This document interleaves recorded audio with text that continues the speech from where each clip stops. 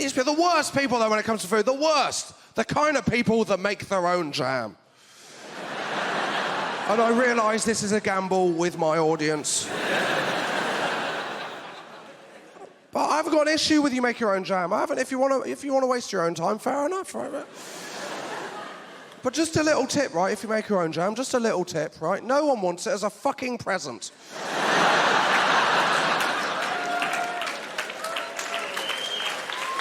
Let's go, Merry Christmas, I've made you a jar of jam. What? I bought you a digital radio. It's not a fair swap. Never at Christmas am I opening my presents going, please be jam. Please be jam.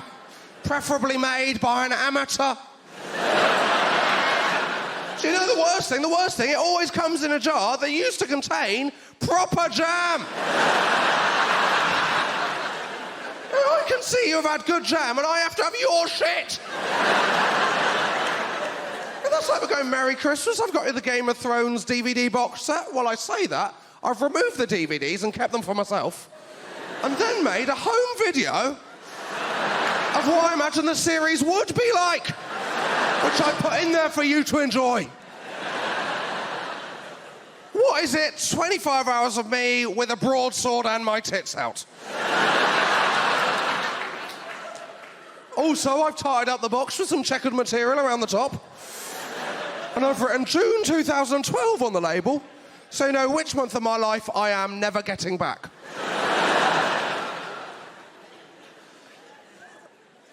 I always go, the money I've been saving since I've been making my own jam. Really?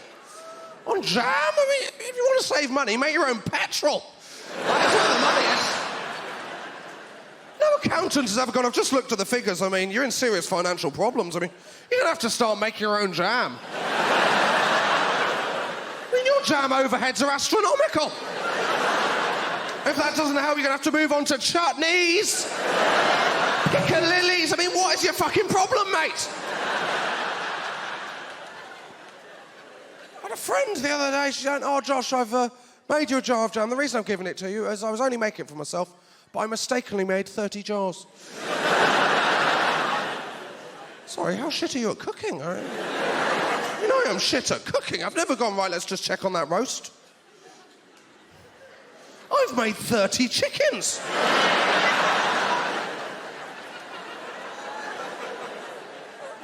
I mean, I'm going to need a fuckload of super noodles to dice these bastards onto. It's unbelievable.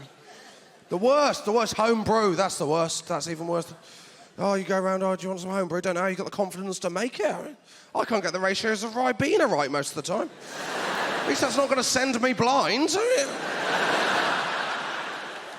And when you're drinking it, you'll have to talk to them about their home brew, because that's all you talk about. There's only two things you talk about with someone when you're drinking their home brew, and that's their home brew and their recent divorce. Went to a friend's house, I said, oh, he said, do you want some home brew? And I said, no. He said, I'll go and get it. He said, I mixed it in the bath, but don't worry, I washed the bath first. Still not acceptable, that, is it? Still not on. I mean, that's like going, is this plate okay to eat off? Yeah, I've just washed it, but do be aware, before that, I was sitting on it naked.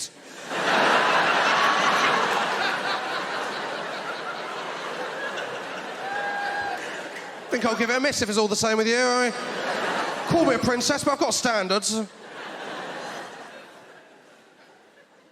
It's difficult, isn't it? I try not to leave the house. It's easier that way, and then I don't have to deal with this shit. But then people come to your house. That's yeah, that guy. Don't know how the fuck he got my address. There he is. He's moving. No, I had to move recently. I hired a man in a van. I don't know if you've done this. It's a great deal. It's a great deal. What happens is you phone up and you ask for a man in a van, and then they send you a massive bell end in a van. That's how. I knew it was a bell end before he got there, right? I phoned him because he was late. He said, yeah, I'm just going down the high street, right? Just going past that bookshop. Waterspoons. That is not its name.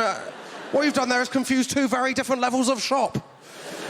Where am I? Kentucky Fried Specsavers, actually, yeah. Do you want to meet at W.H. Greg's? was worse when he turned up, he said, oh, I am knackered. And I thought, well, it's not going to improve anytime soon. I said, why are you knackered? He said, oh, well, I've got a new girlfriend and we're up all night because we're making a home porno. That is not an opening gambit. What am I meant to do with that? All you've done there is make me feel very awkward. So now I know we've got nothing in common. I mean, I would never make a home porno. I wouldn't, because I don't like hearing my voice played back to me. Let alone when I'm panting and apologising.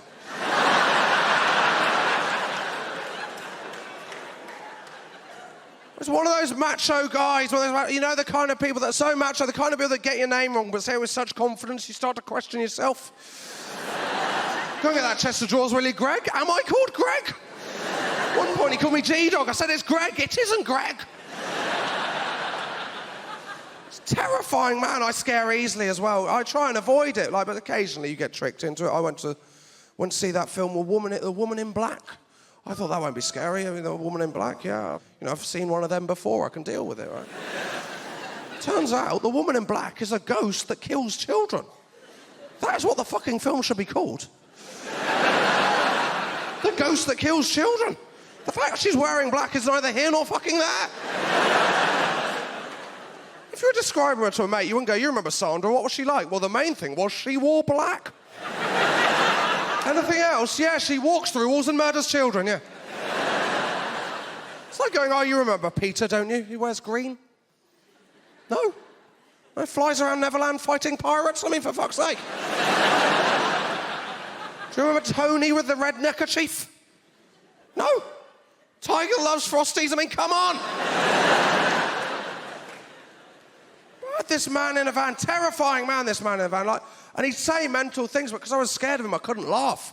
That was the worst. He was saying, I said, oh, do you always work alone, right? This is what he said. He said, oh, no, I've got a mate who sometimes works with me, but he broke his foot recently when he dropped an anvil on it. An anvil? I'd never even seen one of them in real life. I mean, who's your mate? Wile E. Coyote? I expect him to say, yeah, he did try to drive here today, but sadly he drove into a rock that someone had drawn a tunnel on. They're all having to carry stuff or in a group, and I'm terrible at carrying in a group, so I'm one of those people, and there'll be quite a few of you here tonight that are like me, who I think I'm helping, but halfway round, whatever the object, I will realise I'm taking absolutely none of the weight.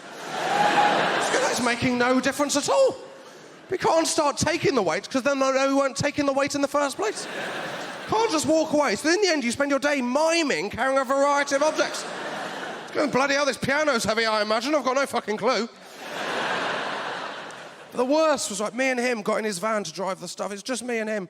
And he was basically on heat, right? Because this was when he decided he was going to wind down his window and start shouting his chat-up line at girls, right? It's a good one. You might want to try it yourself, right? It was a good one, right? It was Hey, love, do you want to get in my van? No takers. And it was awkward because they were offended. It looked like I was his mate. I wanted to lean across and go, just so you know, I don't know this guy. But I thought, A, that'll create an awkwardness between us, and B, it'll look like I was someone who responded to his invitation 5 minutes ago.